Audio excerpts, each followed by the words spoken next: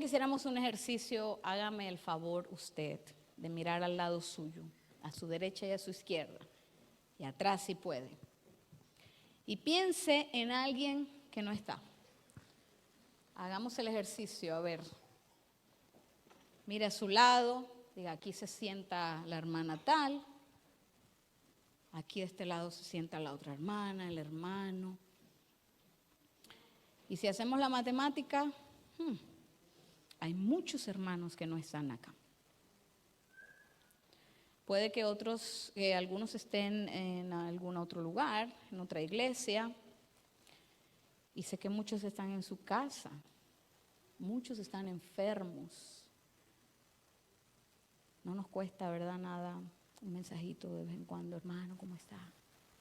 Te extrañamos hoy. Eso hace la diferencia. Porque nosotros no sabemos las luchas que están teniendo nuestros hermanos. Conocemos las propias. Y es una carga que decimos no puedo más, pero puede ser que la suya no sea ni la mitad de la que el hermano está llevando. No está de más un mensajito, ¿verdad? Una llamada, ojalá una visita. En este mundo tan ocupado en el que estamos, qué bonito sería una visita. Yo tengo varias pendientes. Pueden ir a mi casa cuando quieran. Ustedes nomás que digan y les abro la puerta. Bienvenida, mi hermana. Qué gusto verte. Muy bien. Si es posible, pongamos las diapositivas, por favor. Y comenzamos nuestro tema. Vamos a tener una serie de temas. Recuerda, ya terminamos las iglesias de Apocalipsis. Ahora vamos a seguir hablando de Apocalipsis. Estos no van a ser más de 3 temas, estoy segura. Vamos a hablar sobre este tópico que es tan importante. Ni siquiera yo a estas alturas todavía lo tengo 100% claro. Hay muchas cosas que como que todavía me pregunto, pero ven acá, esto pareciera que fuera así o fuera de otra manera, pero por la gracia del Señor vamos a ir desmenuzando poco a poco este tema. ¿Por qué? Porque nosotros estamos a las puertas de esto. Le voy a hacer un spoiler. Ya estamos en las bodas. Estamos a las puertas de la celebración de la cena. Y usted va a decir, ¿qué está diciendo la hermana? Si la gente predica que las bodas son cuando Jesús regrese. Pues eso es lo que vamos a estudiar. ¿Ok? Ya estamos en las bodas. Entonces, el Señor me inspiró y le agradezco porque cuando Él me inspira a un tema así es porque yo lo necesito. Y yo había cosas que no entendía de aquí y gloria a Dios doy por su palabra. Oremos. Amante Dios y Padre, queremos suplicarte, Señor, que bendigas cada mente, cada corazón que está aquí. Señor, yo no sé las luchas que tienen mis hermanos. Yo no sé qué hay en la mente de ellos en estos momentos. Yo no sé qué preocupación tengan. Yo no sé qué prueba estén pasando. Desconozco, Señor, sus luchas. Pero yo sé que si están aquí es porque desean sentir tu presencia. Por eso ruego, Señor, que tu Espíritu Santo descienda con poder, como lo hizo en el Pentecostés. Que nos levante, Señor, de ese sueño en el que estamos, de esa pasividad en la que estamos. Y que podamos, Señor, entender que cuando tú nos bautizas con tu Espíritu, somos nuevas criaturas. Enfrentamos cualquier situación siendo nuevas criaturas. Señor, vamos a abrir tu palabra. Ruego, Dios, que te poses sobre cada mente que pueda entender esto, que podamos hallarle la practicidad a la teoría, que podamos poner en práctica esto que conocemos. Señor, que regreses pronto por nosotros. Danos tu bendición. Bendice a los que están escuchando por Zoom. Bendice a los que están en Facebook. Bendice, como lo dijo el anciano en la oración, a aquellos que van a escuchar después este tema. Que sea tu bendición sobre cada uno de nosotros y tu perdón en el nombre de Jesús. Amén. Bien, hermanos, aquí creo que muchos saben lo que es un matrimonio y saben lo que es organizar un matrimonio. En cualquier nivel de los que estamos acá, que nos hayamos casado, sabemos el estrés que eso causa. Por muy sencillo que parezca, causa estrés. Mi hermana se casó ayer por su matrimonio civil. El religioso todavía no, porque yo no estoy allá. Se casó ayer. Y ella me dijo en la noche, después de todo, me dice, yo pensé que era ir a la notaría y firmar y ya. Pero ella estaba tan, bueno, casi que no llega a la notaría, llegó tarde, bueno, en fin. Y todo lo que conlleva, ¿verdad? ¿Qué me voy a poner? ¿Cómo me voy a arreglar? ¿Si me voy a maquillar? ¿Si no? El novio que se va a poner. O sea, es un asunto, es chévere, es bonito, es bonito. Mi matrimonio lo disfruté. Preparar mi matrimonio para mí fue una bendición porque me uní mucho con mi familia, con las mujeres de mi familia. Y bueno, a muchos, sobre todo en la parte, aquí en la iglesia, pues, y muchos de la sociedad, el mundo, saben la importancia de un matrimonio. Un matrimonio, desde ya, hermanos, es una institución creada por Dios desde el Edén, igual que el sábado. Fueron esas dos instituciones que Dios creó en el Edén. No le quite la importancia a esa institución. Usted no sabe la bendición que es un matrimonio cuando están Dios y los dos, ¿verdad? Pues bien, eso era un paréntesis. Eso de la preparación del matrimonio, la cena, la comida, los invitados, a quién voy a invitar, qué me voy a poner, las damas de honor, que las flores, eso es una cosa maravillosa. Y en ese contexto es que nosotros vamos a estudiar este tema, la boda o las bodas, porque es en plural, y la cena del Cordero. Entonces vamos a leer la lectura bíblica que está en Apocalipsis 19, 7 y 8, aquí la tienen ya en la pantalla, que dice, vamos a recordarla, gocémonos y alegrémonos y démosle gloria, porque han llegado las bodas del Cordero y su esposa se ha preparado. Y a ella se le ha concedido que se vista de lino fino, limpio y resplandeciente, porque el lino fino es las acciones justas de los santos. Cuando terminemos esta miniserie, así le llamo yo, para poder entender que son varias, vamos a responder a estas preguntas. Vamos a responder quién es el Cordero y quién es la novia. ¿Por qué? Porque en la Biblia la novia se refiere a dos. No es que Jesús tenga dos novias. En unas partes de la Biblia, de hecho, Pablo habla que la novia y la esposa es la iglesia. Pero Juan en Apocalipsis dice que la esposa es la Nueva Jerusalén. Entonces, ¿Jesús tiene dos esposas o cómo es esto? Cuando terminemos esta serie vamos a responder quién es la novia y quién es el novio. Ya sabemos quién es el novio desde ya. Vamos a responder y a ser capaces de explicarle a otros dónde se celebran esas bodas. Porque muchos muchos piensan una cosa y otros piensan otra. Pero vamos a la luz de la palabra. Muchos piensan que las bodas se celebran en el cielo. Otros piensan que las bodas se celebran aquí cuando Jesús venga por su novia. ¿Ok? Vamos a responder cuándo se celebran esas bodas. Y vamos a responder por qué se celebran. ¿Por qué? ¿Ok? ¿Vamos bien hasta ahí? Todavía no ha empezado el tema.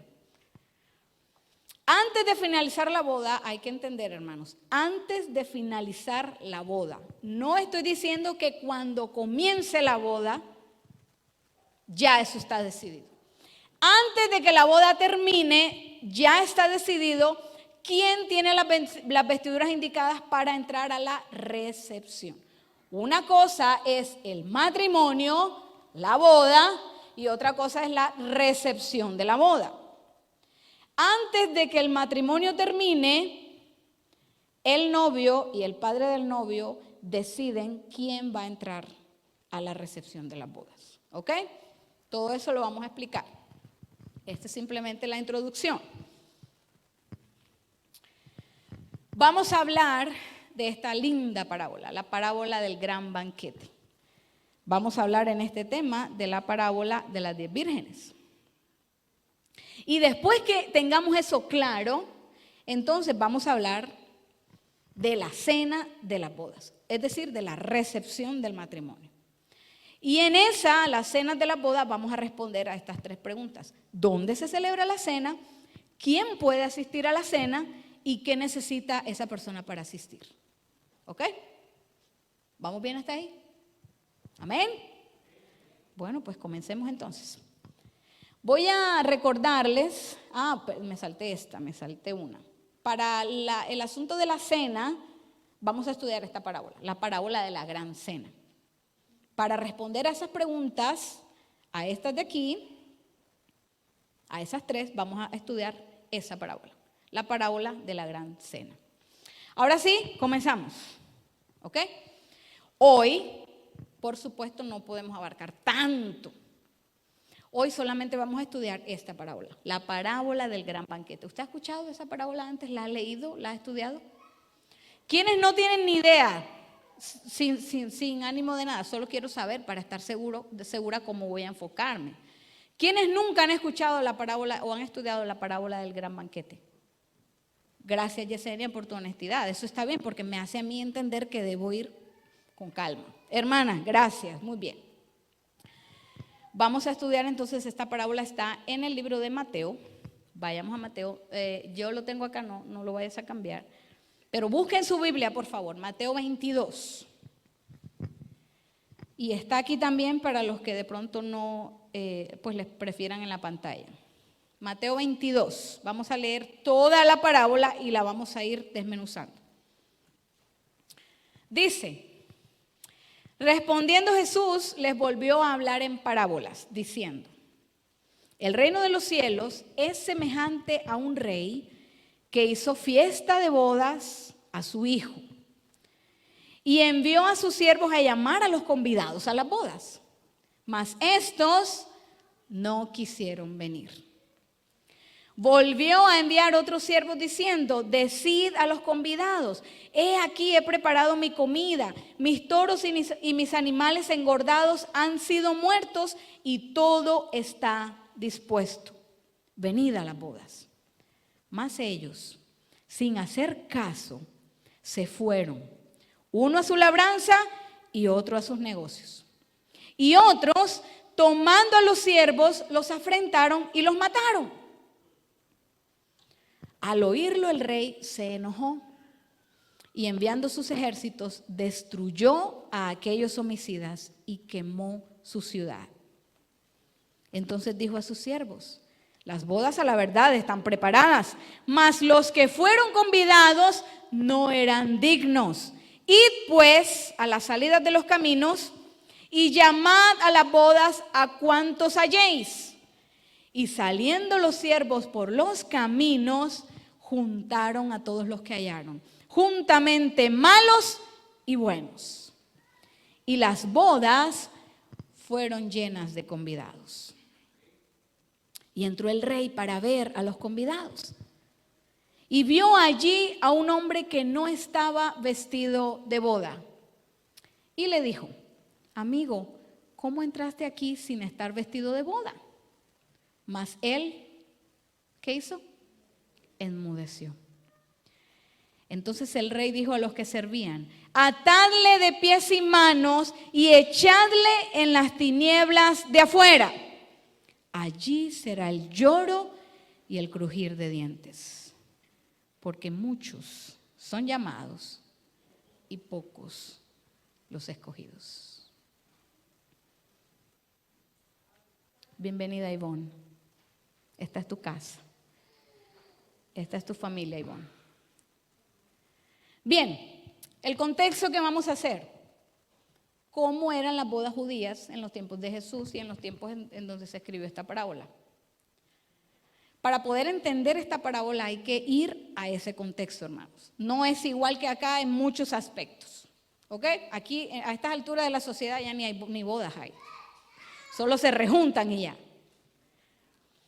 Las bodas judías tenían estos 5 pasos. Todavía los judíos la hacen así. En los tiempos de Jesús así se celebraban. ¿Qué era lo primero que hacían? El pago de la dote, el arreglo con el papá de la novia. ¿Ok?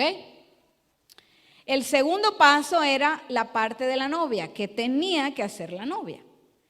El tercer paso, la parte del novio, que era lo que tenía que hacer el novio. El cuarto paso era la ceremonia de bodas y el quinto, la celebración. Esa es la estructura de las bodas judías. El arreglo, el pago de la dote, la preparación de la novia, la preparación del novio, la ceremonia y la celebración. ¿Vamos bien hasta aquí? Recuerde que esto lo vamos a desmenuzar con la parábola que acabamos de leer. ¿Ok? Ahora, ¿qué es una dote? ¿Usted sabe qué es una dote? ¿Quién me puede decir qué es una dote? ¿Qué es una dote? Mercedes, adelante.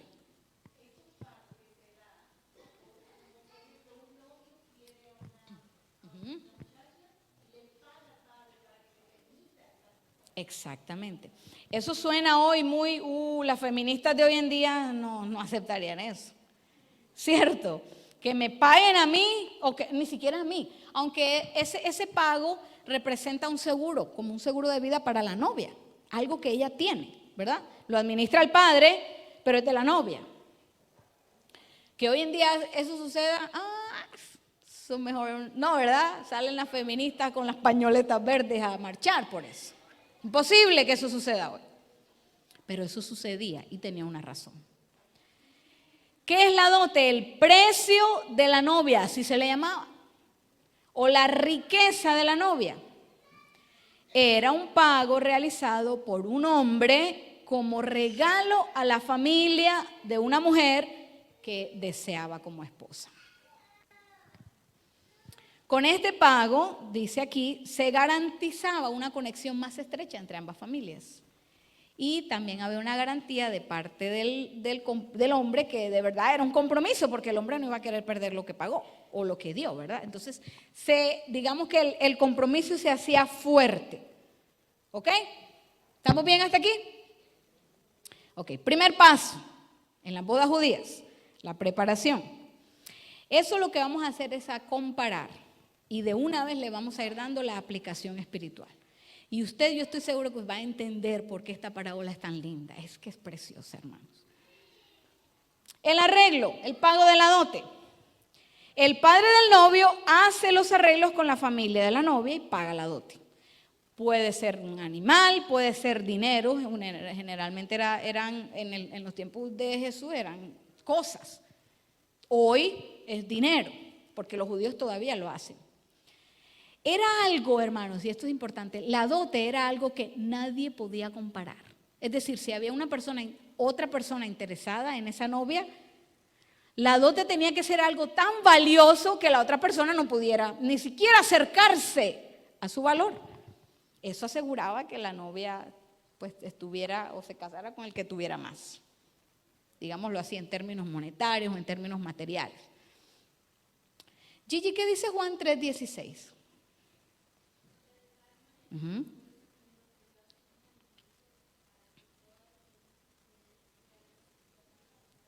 Amén. Ustedes se saben Juan 3:16, ¿verdad? Porque, ¿cómo?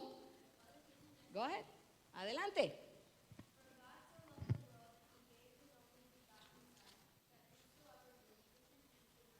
Amén. Gracias, Giselle. Porque de tal manera amó Dios al mundo que dio a su Hijo unigénito. ¿Quién paga la dote en las bodas? El padre del novio. De tal manera amó Dios al mundo que dio a su Hijo unigénito. Esa es la dote. Jesús, la sangre de Jesús. Para que todo aquel, esa es la novia, que en Él crea, no se pierda, sino que se casen, tenga vida eterna. ¿Estamos entendiendo, verdad? Mira lo que dice 1 Corintios 6:20. Búsquelo ahí en su Biblia rapidito. Lo voy a leer rapidito para aprovechar el tiempo. Versículo 20. Porque habéis sido comprados por precio. Esa es la dote. Glorificad pues a Dios en vuestro cuerpo y en vuestro espíritu, los cuales son de Dios. Cuando el novio y el padre del novio pagaban la dote, prácticamente la novia era propiedad del novio, en términos materiales. ¿Ok? Habéis sido comprados por precio. Miren lo que dice Primera de Pedro, rapidito, 1, 18 y 19, muy parecido a lo que dice Pablo. Primera de Pedro 1, 18 y 19 dice: sabiendo que fuiste rescatados de vuestra vana manera de vivir, la cual recibiste de vuestros padres, no con cosas corruptibles como oro y plata, sino, ese es el precio de la dote, la sangre preciosa de Cristo. ¿Qué? Pero usted se está dando cuenta de esto tan bello. Dios el Padre dio a Jesús como dote para que pudiera haber ese matrimonio entre Él y nosotros. Amén. O sea, el Padre no dio cualquier cosa, dio a su propio Hijo. La preparación de la novia, ¿qué tenía que hacer la novia cuando se pagaba ese dote, que era el compromiso? La novia se prepara para ser desposada y para recibir a su esposo. En este periodo de preparación, ella debe, ojo con esto, conservar su pureza, pues ya está comprometida. Mucho cuidado con mancharse mientras el novio viene. Mucho cuidado con corromperse mientras el novio viene. La responsabilidad de la novia es mantenerse pura. Y aquí está un gran problema. Efesios 5, 25 y 27. Dice: maridos, amad a vuestras mujeres, así como Cristo amó a la iglesia y se entregó a sí mismo por ella. ¿Para qué? ¿Para qué? Santificarla. Hermano, busquen su Biblia. No espere siempre que los textos estén allí. Busquen su Biblia. Para santificarla, habiéndola purificado en el lavamiento del agua. Una iglesia pura. Ese proceso de santificación es lo que nosotros estamos viviendo hoy. Mantenernos puros para cuando el novio venga. ¿Y qué trabajo tan difícil? Con todo lo que el mundo nos ofrece, hermanos. Qué trabajo tan difícil. Pero ¿sabe por qué tenemos que hacerlo? ¿Sabe usted por qué hay que hacerlo? Hebreos 12:14 lo dice. Procurad la paz con todos y la santidad, sin la cual nadie verá al Señor. O sea que si la iglesia no es pura, no es santa, no va a ver al esposo. O quizá lo verá de lejos. Y le dirá: Señor, Señor, no predicamos en tu nombre. ¿Y qué va a decir el esposo? Apártate de mí, que no te conozco. Sin santidad, nadie verá al Señor. En la preparación, ya el padre pagó la dote, la parte que tiene que hacer la novia, y la respuesta a la pregunta es: sí, nosotros somos la novia. Después vamos a entender por qué también Juan dice que es la Nueva Jerusalén. Pero hoy nosotros somos la novia. Nuestra labor es mantenernos puros, santos, sin mancha, porque eso es lo que Jesús viene a buscar. Ahora, mientras nosotros hacemos esa parte, el novio hace su parte. Después del pago, el novio se va a preparar el lugar donde va a vivir con la esposa. Qué bonito. Su nuevo hogar, en la tradición judía, el hogar de la novia era en la casa del padre del novio. ¿Ok? ¿Y qué está haciendo Jesús? ¿Qué hizo Jesús?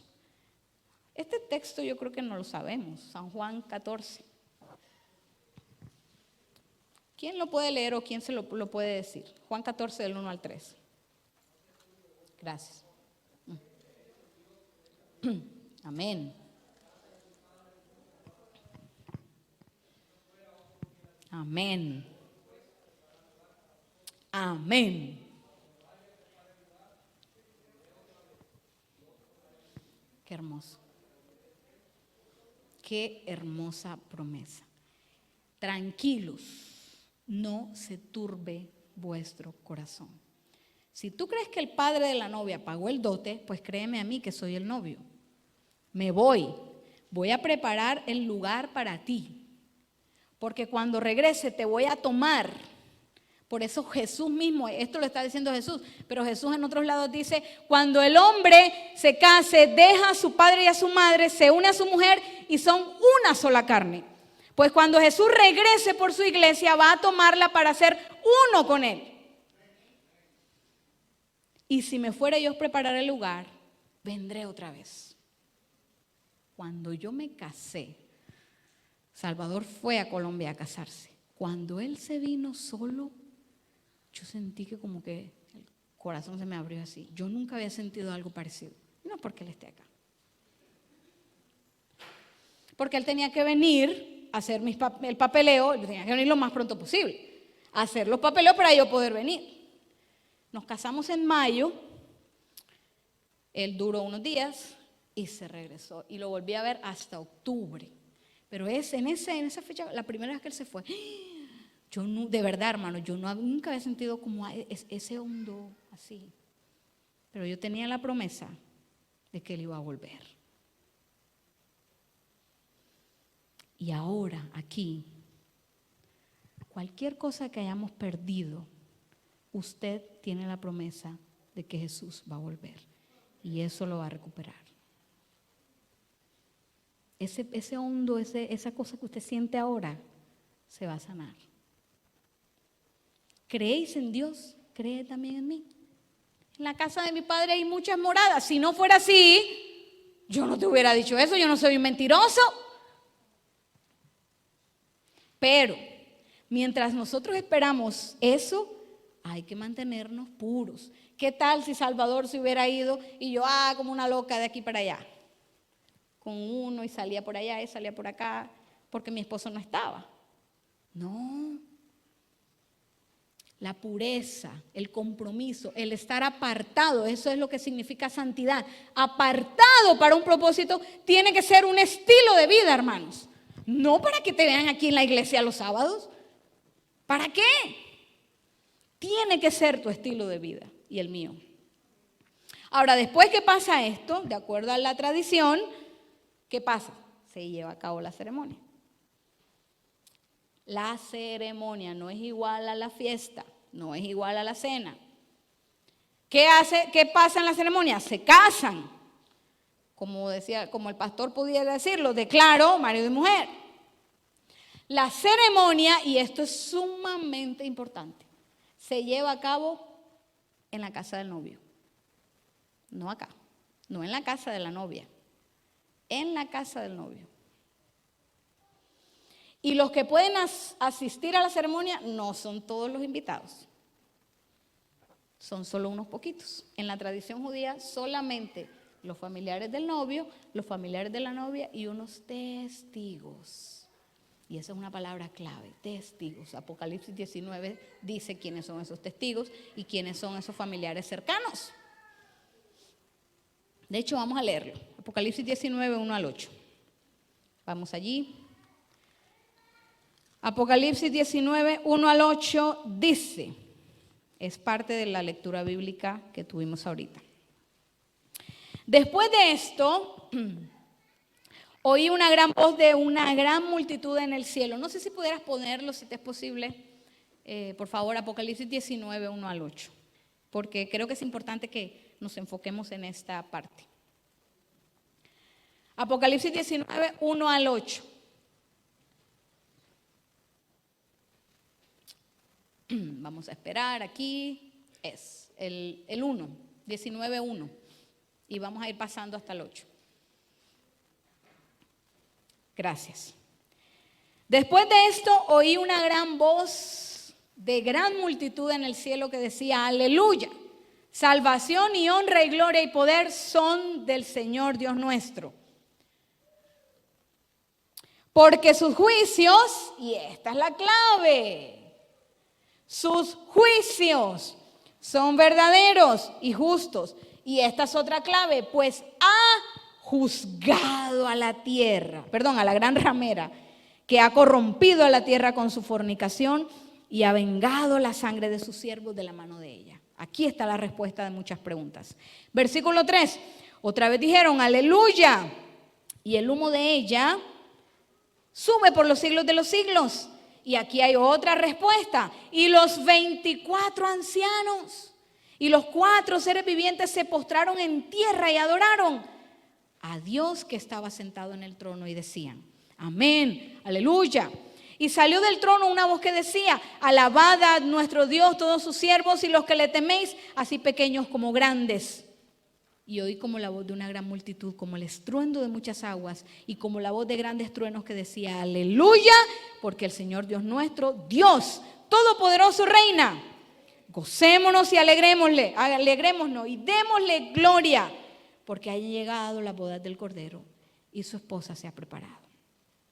Y a ella se le ha concedido que se vista de lino fino, limpio y resplandeciente, porque el lino fino es las acciones justas de los santos.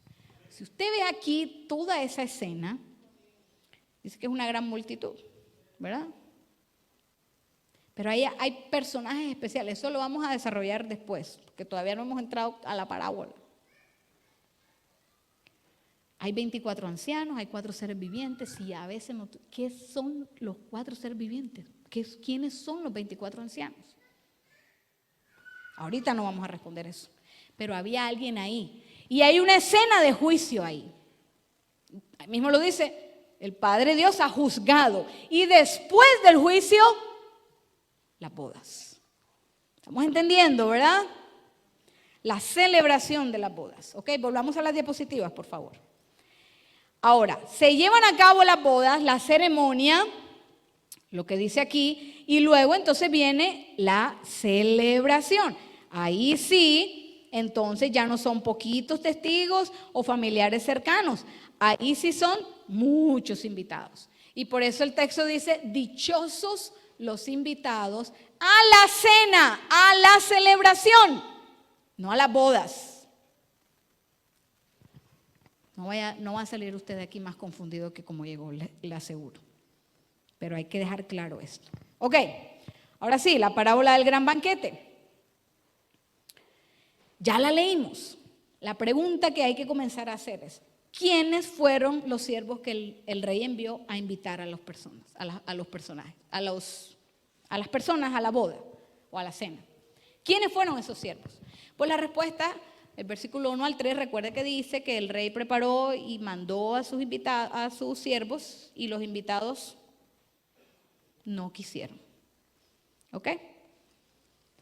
San Juan 1, ustedes ya lo saben, ya lo conocen, apúntenlo si lo quiere apuntar para no leerlos todos los textos, habla de Juan el Bautista. Y San Juan 1 dice que Juan el Bautista fue enviado. Esa es la palabra clave. Juan fue enviado. Por eso, uno de los siervos que claramente podemos ver en esta parábola fue Juan el Bautista. Porque Juan el Bautista preparó el camino para que viniera aquel que iba a pagar la dote para luego irse y venir por su esposa y desposarla. ¿Ok? Por su novia. Otro siervo importante que podemos encontrar aquí, hermanos, de los muchos que hay, son los 12 apóstoles. Si usted ve en Mateo 10, relata la historia relata de cómo Jesús escogió a los 12. Y dice que esos 12 fueron enviados. ¿Están conmigo, verdad? Juan el Bautista fue escogido desde antes de nacer para preparar el camino para que el novio, él fue enviado. Los 12 apóstoles fueron escogidos por Jesús. Por eso Jesús dice en muchas partes, id por los caminos, id. Fueron enviados. En Lucas 10 se relata cómo se escogieron los 70, que también fueron enviados. Si hacemos la relación entre la parábola y el momento, porque hermanos, la parábola comienza con el ministerio de Jesús. Tiene que comenzar ahí, porque si no, no encajaría lo que Dios quiso decir con esa parábola. Los 12 apóstoles, Juan el Bautista y los 70 fueron enviados. Ahora, ellos fueron ¿a quiénes? A quienes la parábola dice que el padre de familia los mandó, y dice, lo voy a leer rapidito, versículo, capítulo, Mateo 22, dice, hizo fiesta de bodas a su hijo y envió a sus siervos a llamar a los convidados. ¿Quiénes eran los convidados? ¿Quiénes eran los convidados? A ver, los judíos. Amén, gracias. Los judíos. Estamos en el tiempo de Jesús. Ese pueblo judío que Dios escogió desde Abraham. Era un pueblo especial, hermanos. Un pueblo que tenía la facultad de entrar a la cena de las bodas del Cordero. Si leemos en Éxodo, en Deuteronomio y en Isaías, deja claro esos textos, que el pueblo de Israel era el pueblo escogido, era el pueblo elegido para esta invitación. ¿Pero qué pasó? Juan 10, eso sí lo quiero leer. Juan 10, ¿qué hizo ese pueblo? Juan 10:30, si lo tiene por favor léalo, si no lo leo yo. Juan 10:30 al 33.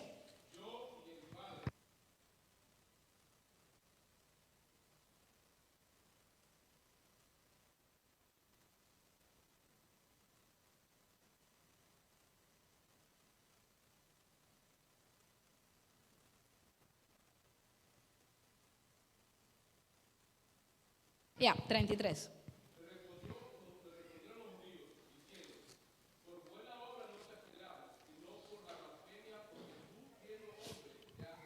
Gracias. Juan 19:15 dice, ay, tremendo esto, pero ellos gritaron, fuera, fuera, crucifíquenle. Pilato les dijo, ¿a vuestro rey has de crucificar? Respondieron ellos, no tenemos más rey que César. Dios envió a Jesús para que en ese pueblo que él había escogido recibiera a su novio. ¿Y qué hizo el pueblo? La novia lo rechazó. Exactamente igual como dice la parábola, estos no quisieron venir. Entonces, como el pueblo lo rechazó, ¿qué hizo el rey? Volvió a enviar a otros siervos. Y el mensaje, un poco diferente, versículo 4 de Mateo 22. Decidan los convidados, y esto es importantísimo. He aquí he preparado mi comida. Mis toros y mis animales engordados han sido muertos y todo está dispuesto. Venid a las bodas. O sea, es que es una cosa tremenda. Póngase usted en esa situación. Usted le manda la invitación a alguien para su boda. Y cuando estudiamos la parábola de la cena, todo lo que hicieron los que recibieron la invitación fue dar excusas. Pero haga de cuenta, ¿cómo te sentirías tú, Elizabeth? Estás organizando la boda de Kayla. ¿Dónde está Elvin? Que no me escuche Elvin. Un ejemplo, ¿no? Y digamos que tienes que tener una lista muy selecta porque hay mucha gente. Todo Worcester tendría que ir. Pero Elizabeth tiene que hacer una lista selecta. ¿Es así? Lo siento. En mi boda tuve que hacer eso. Lo sentí mucho por los que no invité. Y tú me pones a mí en esa lista especial porque tú me quieres mucho. Y yo diga, no. Le quité yo la oportunidad a otro de ir. ¿Cómo se sentiría Elizabeth? La próxima vez no te vuelvo a invitar. ¿Pero qué hizo Dios? Volvió a invitarlos. Porque Dios es así. Volvió, insiste. Mira, a veces tenemos que tropezarnos duro para aceptar esa invitación. A veces que tenemos que enfrentarnos e irnos directo al abismo para poder decir, está bien, Señor, sácame. De otra manera, sería imposible. Yo tuve que caer bien bajo para aceptar que Jesús me rescatara. Yo hice muchas cosas que no debía hacer, sabiendo que no las debía hacer, y me iba directo al abismo. Es que por la misericordia de Dios yo no sé, ¿yo qué hago acá? Bueno, yo sí sé, ahora sí sé qué hago aquí. Y Josefina una vez me mandó un mensaje y me dijo, ¿por qué estoy acá? A veces ese Padre misericordioso es demasiado misericordioso para lo que nosotros merecemos y vuelve a enviar una invitación. Yo no sé cuántas veces Dios te ha invitado, no sé. Lo que sí sé es que la misericordia se acaba, porque la tercera se enojó. Los toros y los animales ya han sido muertos. Si lo llevamos a la practicidad, fue justo cuando Jesús murió. Es decir, que esta segunda invitación tuvo que ser después que Jesús muriera. Porque Jesús era ese cordero que quita el pecado del mundo. Fue ese cordero inmolado. Esos toros y esos animales prefiguraban a Jesús. Ya todo estaba listo. Entonces, ¿a quiénes envió Jesús? Dios, o el Rey, o el Padre. ¿Y para quién era el mensaje? Si los primeros ya habían rechazado la invitación. Todo el libro de Hechos, bueno, el libro de Hechos es una maravilla, pero estos textos que usted ve aquí, narra la muerte de algunos de los apóstoles. Porque, ¿qué dice Mateo 22? Mas ellos, versículo 5, sin hacer caso, se fueron, uno a su labranza, otro a sus negocios, y otros tomando a los siervos, los afrentaron y los mataron. O sea, no contentos con decir no quiero ir, mataron al que mandó la invitación.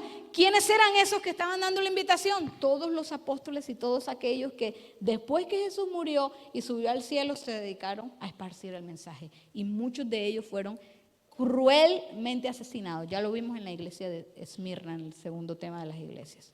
Cruelmente asesinados. Entonces ya dice, bueno, el versículo 7 dice,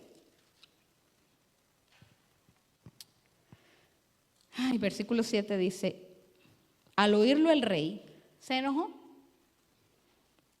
y enviando a sus ejércitos destruyó a aquellos homicidas y quemó su ciudad. Y si seguimos la secuencia, es que la cosa es tan perfecta, si seguimos la secuencia, ese quemó su ciudad fue esa, la destrucción de Jerusalén. El rechazo de parte de Dios, es más, podemos decir que comenzó con el apedreamiento de Esteban. El rechazo de parte de Dios al pueblo judío, dice, ya ustedes no son mi pueblo. Por eso le dice más adelante, vayan a otros caminos, los gentiles. Ya el pueblo judío, como rechazó al novio, ya no era la novia. Ahora, como el rey ya tenía todo preparado, tenía que buscar otros invitados, los gentiles. Y el rey se enojó, dice, yo quiero leer este texto de Lucas, vamos a leer Lucas 13, 34 al 35. ¿Cómo llora Jesús por su ciudad? Lucas 13, 34 y 35 dice, Jerusalén, Jerusalén, ¿qué dice? Que matas a los profetas y apedreas a los que, ¿qué?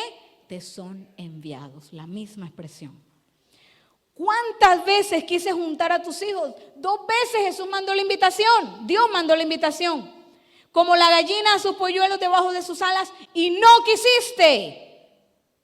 He aquí, vuestra casa os es dejada desierta y os digo que no me veréis hasta que llegue el tiempo en que digáis.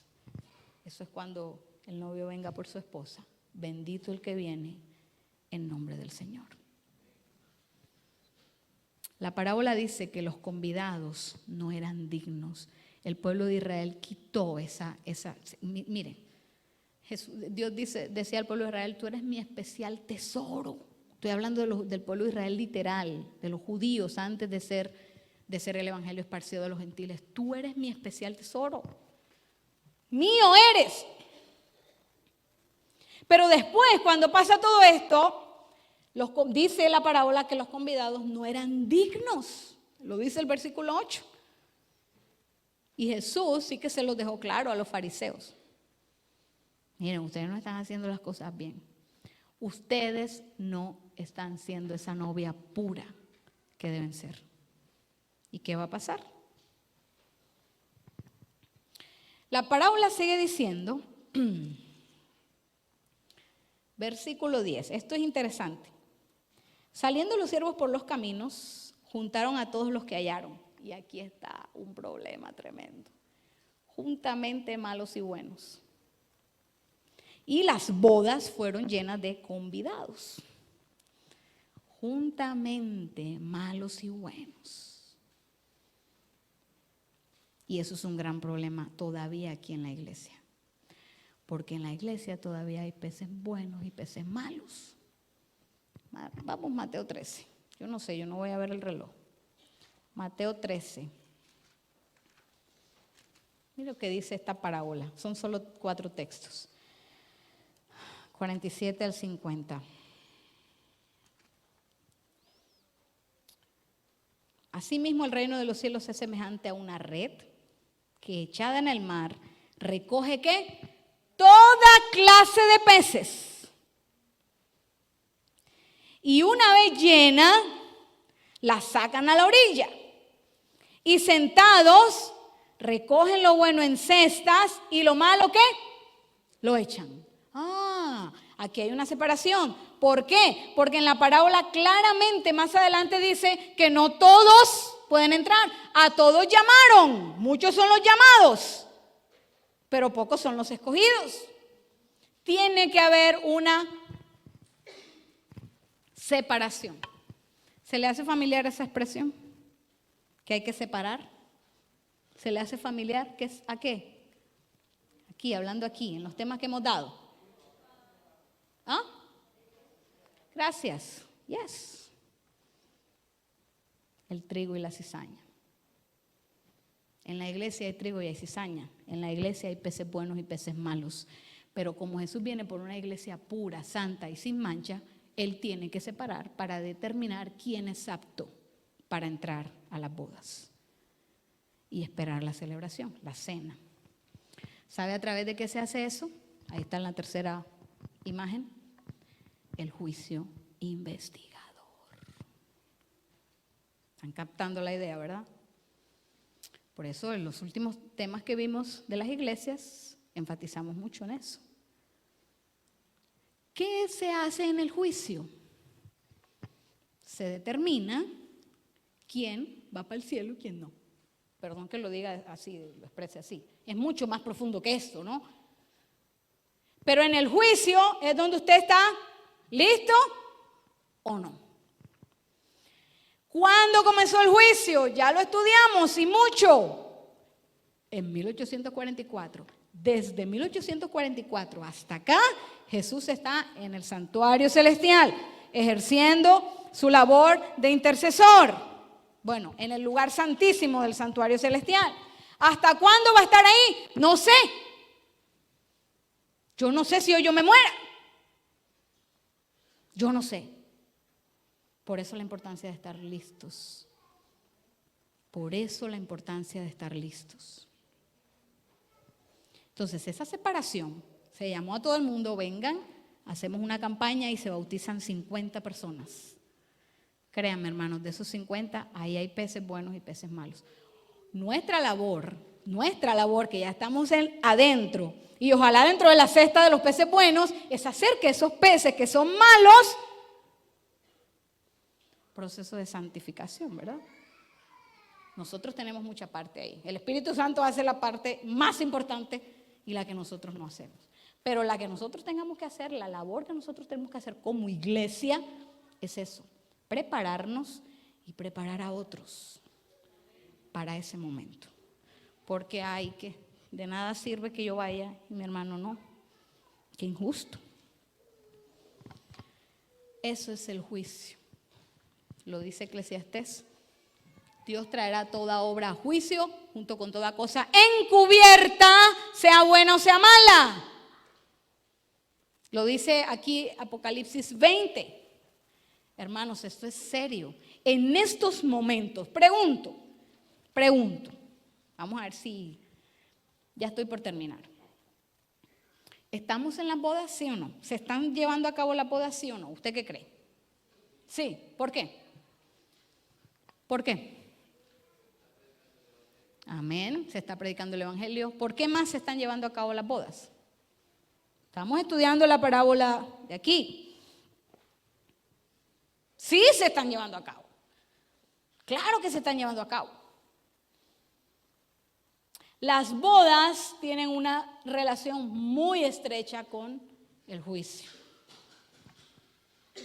Yo lo dije ahorita, antes de que la boda finalice, todos los invitados a la ceremonia, a la cena, perdón, tienen que tener vestiduras adecuadas. ¿Y cuándo se determina qué persona tiene las vestiduras adecuadas para la boda? En el juicio. Por eso se llama juicio preadvenimiento, juicio investigador. ¿Por qué? ¿Por qué investigador? Ay, aquí está, hermanos, es que la Biblia es tan tremenda. Lo dice el versículo 11. No voy a soltar esto porque. El versículo 11. Y entró el rey para ver a los convidados. Y vio allí un hombre que no estaba vestido de bodas. El rey vio, el rey examinó, ese es el juicio investigador, donde se determina allí quién es quién va a entrar y quién no. ¿Por qué es necesario, hermanos? ¿Por qué es necesario que se haga esa separación? Yo quiero que usted vaya conmigo, por favor, y le ruego que me dé unos minutitos y vamos a buscar estos textos. Son importantísimos. Segunda de Timoteo 3. Segunda de Timoteo 3, 1 al 5. Por favor, vaya conmigo, le pido. Segunda de Timoteo 3, 1 al 5. ¿Por qué es necesario que el padre investigue y por qué es necesario que haga esa separación, como se hacía con los peces buenos y peces malos, como el trigo y la cizaña? ¿Por qué?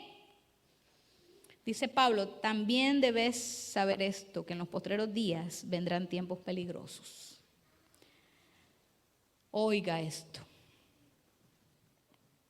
Porque habrá hombres amadores de sí mismos, avaros, vanagloriosos, soberbios, blasfemos, desobedientes a los padres, ingratos, impíos, sin afecto natural, implacables, calumniadores, intemperantes, crueles, aborrecedores de lo bueno, traidores, impetuosos, infatuos, amadores de los deleites más que de Dios, que tendrán apariencia de piedad, pero negarán la eficacia de ella. Y Pablo dice, a estos evita. Pero yo no le quise leer eso, lo dije. ¿Se da cuenta cuando dice tendrán apariencia de piedad? ¿Dónde está la piedad en el mundo? ¿Dónde está? La iglesia es ese remanso. En medio del mundo es ese remanso. Y aquí Pablo está diciendo que muchos en los postreros días tendrán apariencia de piedad, pero negarán su eficacia. Y esos están, muchos de ellos, en la iglesia. Por eso es necesario que Dios haga esa separación. Porque yo le ruego a Dios que yo no sea uno de esos. Por favor, no me vaya a pensar que yo soy mejor que usted. Amadores de mí misma, avara, vanagloriosa, soberbia, blasfema, desobediente a mi mamá, ingrata, impía, temperante, cruel. My goodness, esto uno dice, pero esa gente que está en el mundo allá, que es gente mala, pues aquí también hay. Por eso es importante que ese proceso de santificación sea diario, porque Jesús no viene por una novia que no está pura. Primera de Timoteo 3:5. Pues el que no sabe gobernar su propia casa, ¿cómo cuidará de la iglesia de Dios? Romanos 3:19.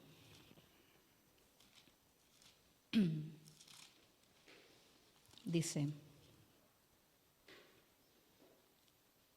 pero sabemos que todo lo que la ley dice, lo dice a los que están bajo la ley, o sea, a los que están en la iglesia, para que toda boca se cierre y todo el mundo quede bajo el juicio de Dios. Por eso es necesaria esa separación. El juicio determina si usted es apto para estar en la celebración. Y ese va a ser nuestro próximo tema. ¿Cómo estar aptos para presentarnos a esa celebración? ¿Por qué? Porque Mateo 22 dice, el versículo 11, juicio, estamos en esa parte. Entró el rey para ver a los convidados y vio allí a un hombre que no estaba vestido. Y le dijo, amigo, ¿cómo entraste aquí sin estar vestido de bodas? Y él enmudeció. Entonces el rey dijo a los que servían, Dios mío, Señor, ruego al Padre que no sea yo la que esté aquí. Atadle de pies y manos y echadle en las tinieblas de afuera, porque allí será el lloro y el crujir de dientes.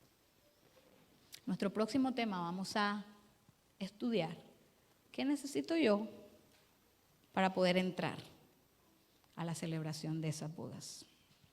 Quiero finalizar y por amor a Cristo lo que le voy a decir no lo digo yo, lo dice la inspiración.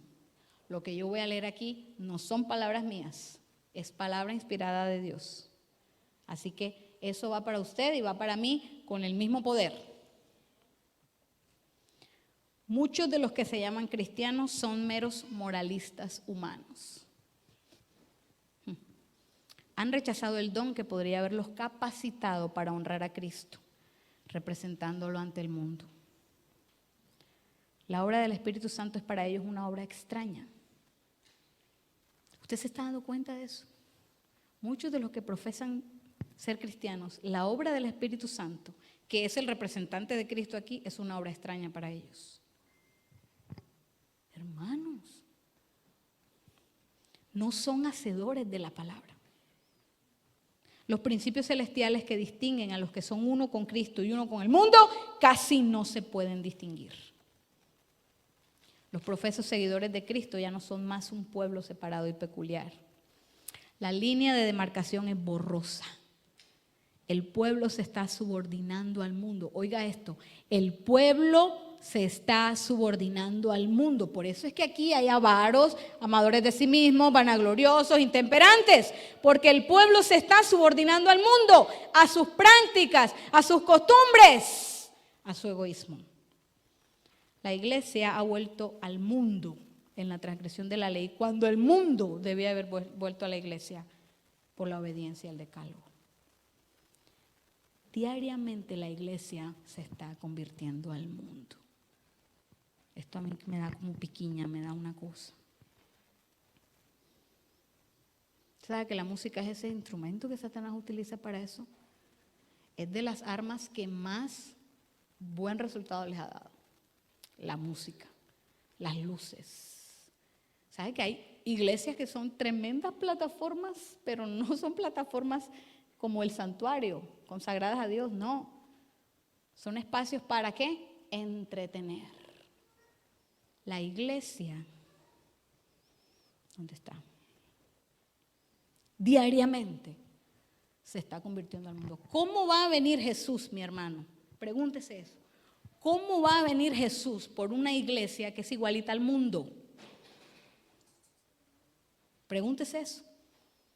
¿Cómo va a venir Jesús por mí si yo estoy siendo igual al mundo? Pues por eso me va a decir, apártate, no te conozco. Debemos ser una iglesia, como dice Pablo, pura, sin mancha, sin ningún rastro de contaminación. Y eso incluye muchas cosas, también nuestra forma de adorar.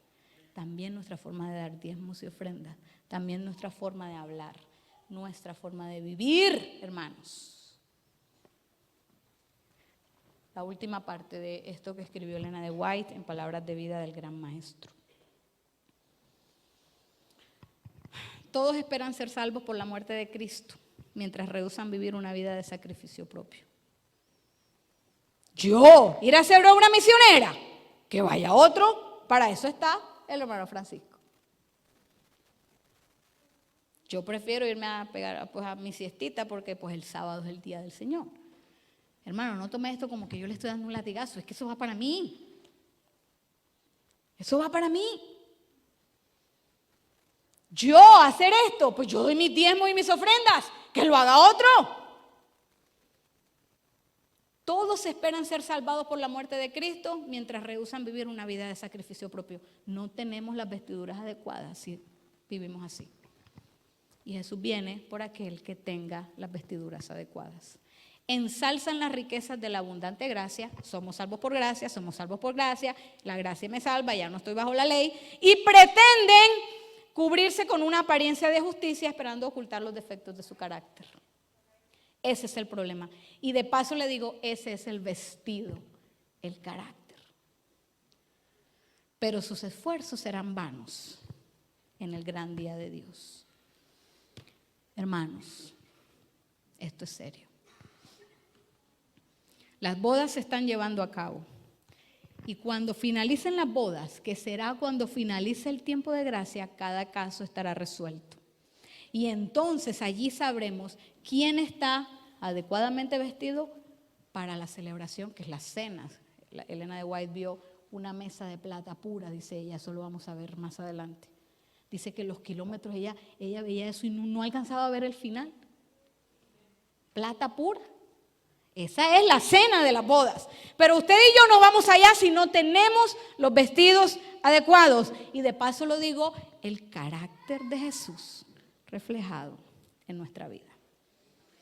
Recuerde que Dios viene y la respuesta a la pregunta fue, ¿quién es la novia? La iglesia es la novia.